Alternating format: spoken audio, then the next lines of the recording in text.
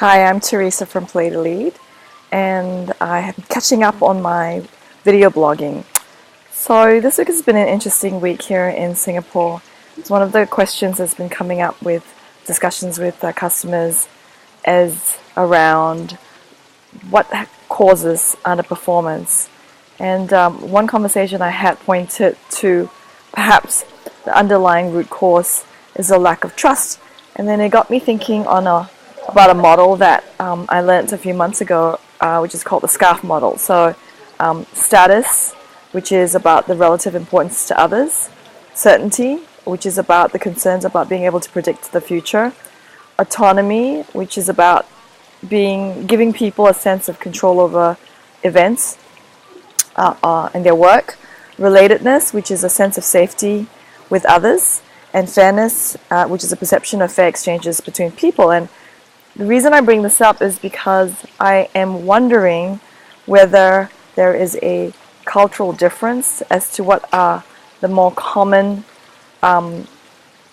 root causes, or what has people disengage and underperform, or is it specific to the people, or is it specific to the team, or specific to the culture that they're used to, whether it be country or organization.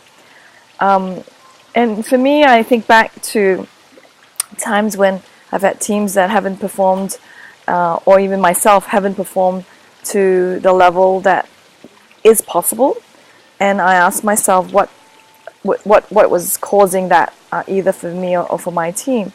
And the conversations and the neuroscience now that's pointing to psychological safety is possibly a clue to that. But I guess it really just cuts down to this: is for me, when I trust myself to do the job to the best of my ability, then that feels safe enough to just go as hard as I want to. And then if I trust my team to deliver in the way that I would like them to with me, and that's really the big question for me when I look back in the 20-something years of my career. And team doesn't just look like the people that's been assigned to me or that I select.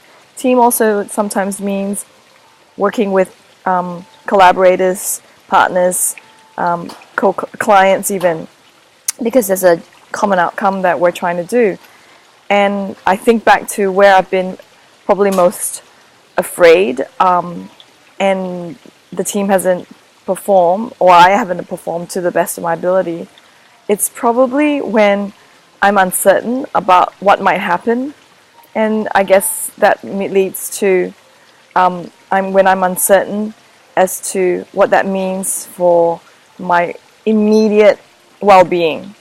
And how that shows up for me when I'm worried is that then I notice my sleep is affected. And that's a really awful place to be in when you don't sleep well for a few days especially. Then I notice how thoughts can swirl in my head. So now what I do is, when I notice that I haven't been sleeping for a number of days, I look to see what's really causing my worry, and then I have some mechanics as to how to help me sleep better. Sometimes it's a bit around exercise. So my question to you is, what have you noticed where underperformance shows up for your team? Is it status? Is it certainty, autonomy, relatedness, or fairness?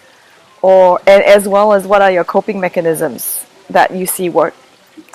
So have a really lovely weekend wherever you are, and a great week coming up. And I'm very looking forward to getting on my plane and going to sleep now. See you later. Bye.